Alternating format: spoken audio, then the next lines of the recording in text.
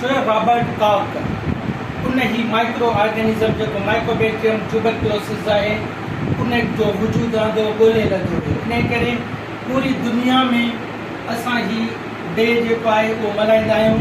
तो in day ते हिकिड़ी शनाख्त थी तो ये बीमारी जेका है इन जो पॉजिटिव एजेंट केरु आहे, वो बैक्टीरिया है, वायरस है या को प्रोटोजो है। पर हुन ॿुधायो त ही हिकिड़ो बैक्टीरिया है जंहिंखे असां माइकोबैक्टीरियम ट्यूबरकुलोसिस चवंदा आहियूं। उन्हनि सां असां हिन फोरम में माशाअल्लाह असां सां गॾु आहिनि ऐं हिन फोरम के हवाले से इहो तव्हांखे मैसेज ॾींदासीं ख़ासि करे शागिर्दनि खे अगर को माण्हू जंहिंखे ॿिनि हफ़्तनि कंबर में ज़िले कंबर शदात कोट के टीबी जड़े मूज़ी मर्ज़ का पाक बणायूं।